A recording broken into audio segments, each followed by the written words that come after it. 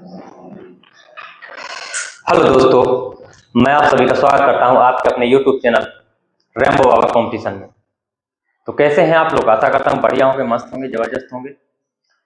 तो हम पढ़ रहे हैं एसएससी जीडी 2026 के लिए हिंदी। क्या पढ़ रहे हैं? एसएससी जीडी 2026 के लिए हिंदी।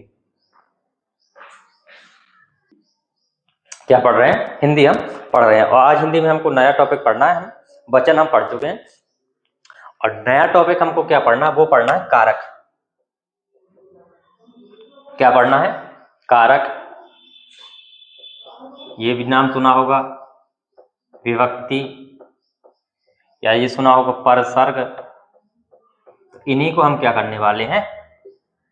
पढ़ने वाले हैं। किसको पढ़ने वाले हैं? कारक को पढ़ने वाले हैं। अब बताइए कारक क्या होते हैं, इसका मतलब क्या होता है, इसको बताइए।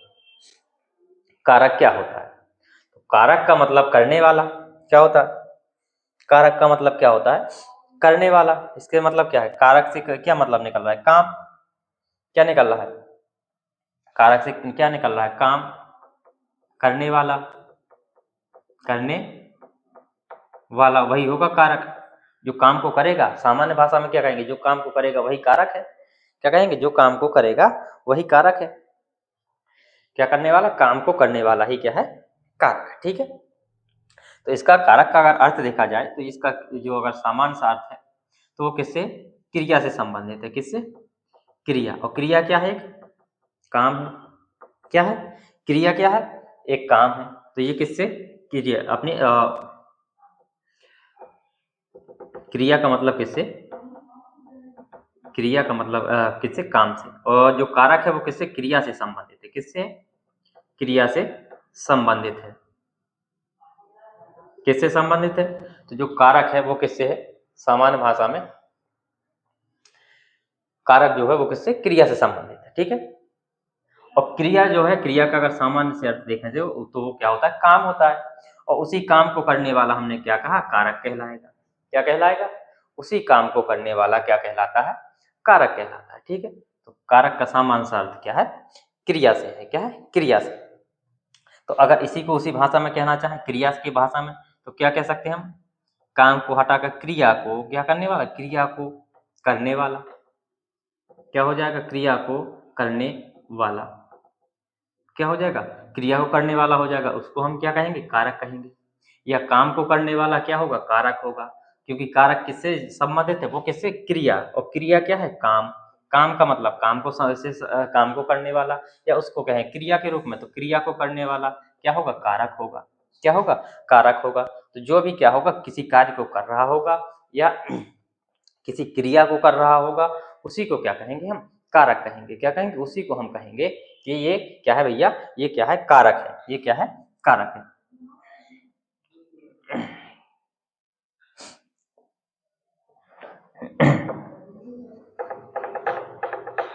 चलिए इसको देखते हैं।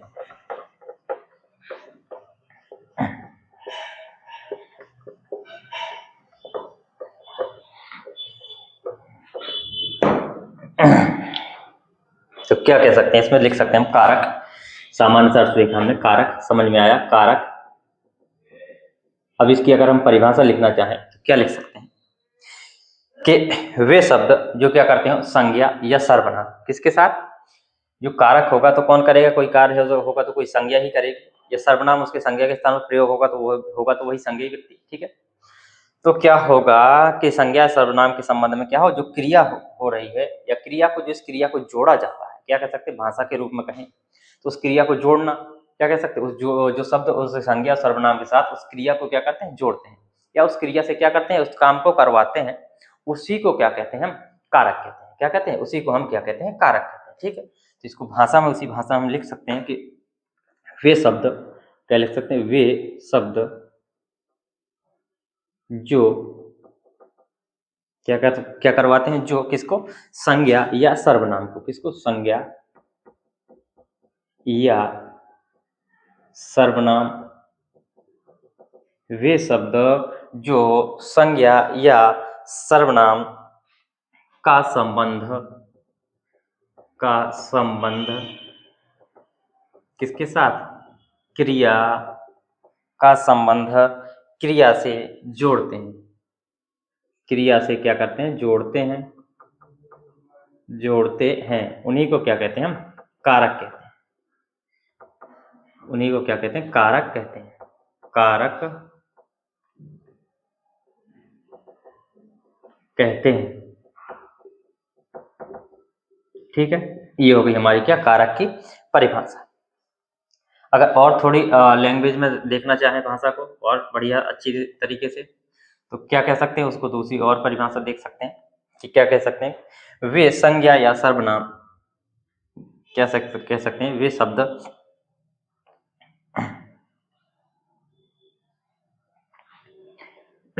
या कह सकते हैं सीधे संज्ञा या सर्वनाम के आगे, कैसे, आगे जब क्या होता है, ने, को, पर आदि विभक्तियां, आदि क्या होती हैं, विभक्तियां जुड़ती हैं, आदि विभक्तियां या लगती हैं, तब उनका रूप ही क्या है, रूप ही क्या है, कारक है, कह सकते हैं। अब इसको हम उदाहरण से देखते हैं, कारक को कैसे कारक प्रयोग होते हैं। ठीक है, एक एक करके उदाहरण हम समझते हैं। ठीक है,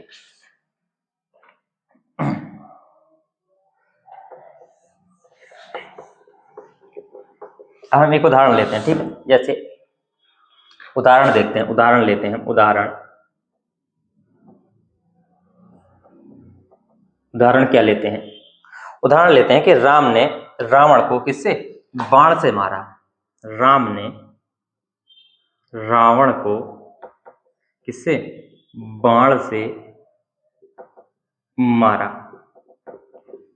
तो अब इसमें क्या आ गया, राम ने, इसमें छोटी के राम ने रावण को क्या किया, राम ने रावण को किससे, राम ने रावण को किससे, बाण से मारा। तो यहाँ पर कितने, तीन कारक आ गए, कितने, एक तो ने ही है, इसको किसने, राम ने किसको जोड़ा, किससे, रावण से जोड़ा, रावण को बाण से किससे, को ने जोड़ा, और ये से मारना, ये इन तीनों ने क्या किया, पूरे शब्द को जोड़ दिया है। या अगर इसको ऐसे लिखें, राम, रावण, बाण, मारा, तो इसमें कोई अर्थ निकल रहा है, कोई अर्थ नहीं निकल रहा। लेकिन जैसे ही विभक्ति या कारक या परसर्ग लगते हैं तो इनका, इसका वाक्य का क्या हो जाता है, अर्थ निकलने लगता है। क्या होता है, अर्थ निकलने लगता है। तो क्या, जैसे राम ने, किसने, किसी ने, अब इसमें लग रहा है कि इसने काम किया है, तो किसने काम किया है, राम ने, किसको, रावण को, तो इसमें कर्म क्या आ गया,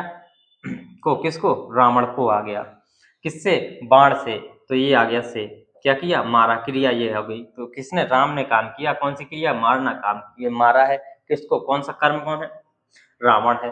ठीक है, तो ये हो गया हमारा। इस तरीके से क्या होते हैं, जो कारक होते हैं प्रयोग होते हैं। अब जो कारक होते हैं ये कितने होते हैं, 8 होते हैं। कितने होते हैं, कारक जो होते हैं ये 8 होते हैं। और एक दो चीजें इस पर लिख लेते हैं, फिर हम आगे चलते हैं। एक बार इसमें लिख सकते हैं, जो पूछा जा सकता है परीक्षा में, क्या लिख सकते हैं कि कारक को विभक्ति और परसर्ग भी कहते हैं। क्या, किस नाम से भी जानते हैं, कारक को लिख सकते हैं, कारक, कारक को किस नाम से, विभक्ति, विभक्ति और किस नाम से, परसर्ग के नाम से भी जानते हैं, के नाम से भी जानते हैं। ठीक है, ये इंपॉर्टेंट चीज है। दूसरी चीज क्या है, इसके बारे में पूछा जा सकता है कि कारक विभक्ति या परसर्ग सदैव किसके, संज्ञा या सर्वनाम के बाद में ही क्या होते हैं, प्रयोग होते हैं। जो क्या है, कारक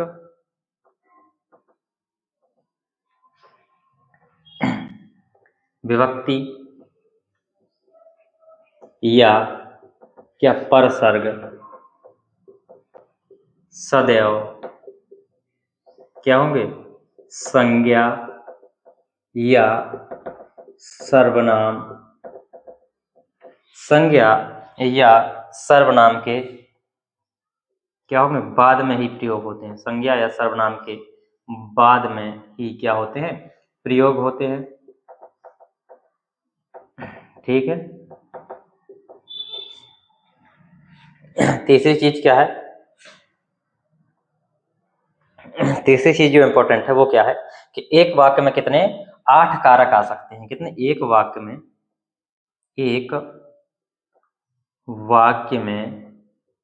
कितने 8 कारक आ सकते हैं। कितने, 8 कारक, 8 कारक आ सकते हैं। लेकिन क्या होगा, जो एक शब्द होगा उसमें क्या होगा, एक ही कारक होगा। लेकिन एक शब्द में कितने, एक ही कारक होगा। एक ही कारक होगा। एक चीज और, हिंदी भाषा में कितने 8 प्रकार के कारक होते हैं। क्या कितने होते हैं, हिंदी भाषा में 8 प्रकार के क्या होते हैं, कारक होते हैं। कितने प्रकार के कारक होते हैं, तो कहेंगे 8 प्रकार के। हम देखते हैं, ये भी देखते हैं किस प्रकार से एक वाक्य में 8 के 8 कारक प्रयोग हो सकते हैं। ठीक है, तो इसको नोट करके हम लिखते हैं, आगे समझते हैं।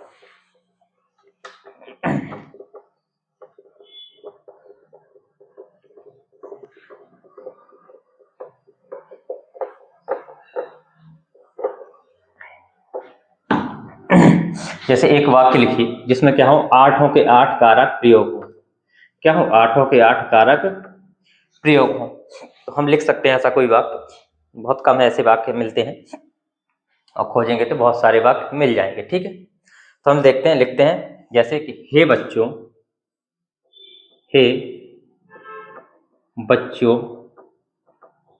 ये हो गया, ये कौन सा हो गया, संबोधन हो गया। क्या हो गया, हे बच्चों, राम के भाई, राम के, एक ये हो गया कि राम के भाई कौन है, लक्ष्मण।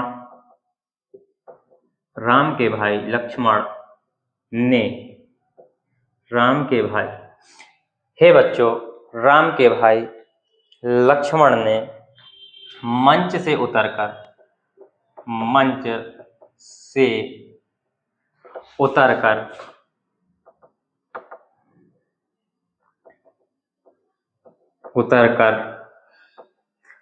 उतरकर क्या किया, रावण को, मंच से उतरकर रावण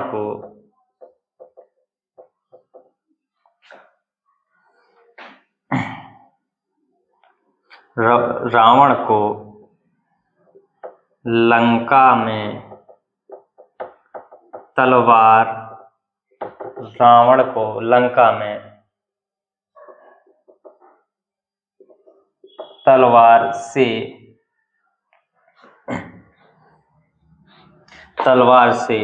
धर्म के लिए मारा, धर्म के लिए मारा। ये ऐसा कोई वाक्य है नहीं, लेकिन हमने बनाया क्योंकि राम ने रावण को मारा था, तो हमने बनाया। क्या, एक हो गया, ये हमारा कौन सा हो गया, ये हो गया हमारा क्या, संबोधन। 8 के 8 होंगे कि नहीं, संबोधन 8 होते हैं, संबोधन।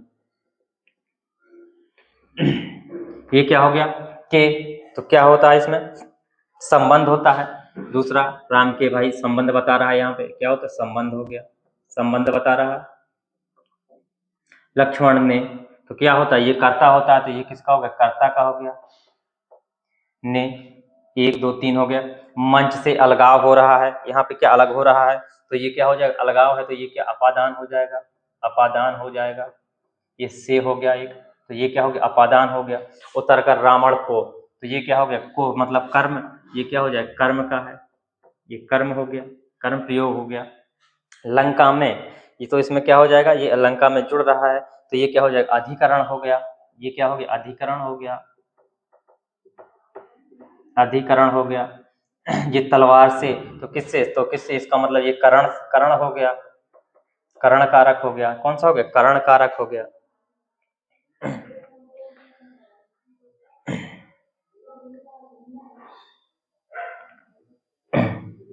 और धर्म के लिए, तो अब ये बचा हमारा क्या?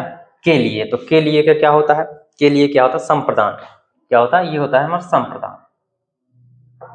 तो कितने हो गए? 1 2 3 4 5 6 7 8, आठों के 8 कारक प्रयोग हो गए इस वाक्य में। कितने? आठों के 8 कारक हमारे क्या है इस वाक्य में प्रयोग है। इस तरीके से एक वाक्य में, लेकिन और दूसरी जो बात हमने लिखी थी कि एक शब्द में क्या एक ही कारक है, तो यहाँ देख सकते हैं एक शब्द है, एक कारक है। यहाँ पर भी क्या है? अकेला अगर शब्द देखा जाए तो एक शब्द के साथ ही एक कारक है। यहाँ भी लक्ष्मण के साथ एक ही शब्द है। यहाँ मंच से में भी क्या एक शब्द में ही है, ऐसा नहीं कि एक शब्द में मंच से को इस प्रकार से लग गया हो। रावण के साथ भी नहीं, ऐसा एक ही शब्द है। लंका में के साथ भी एक ही शब्द है, एक कारक के साथ। तलवार भी क्या कारक के साथ एक ही शब्द है। धर्म के लिए भी कारक के साथ क्या एक ही शब्द है।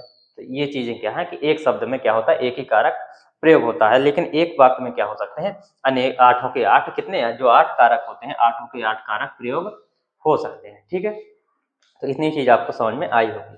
बाकी हम आठों कारक को क्या करेंगे, कल हम एक एक चीज को पढ़ेंगे और इनकी बढ़िया याद करने की बढ़िया ट्रिक भी हम याद करेंगे।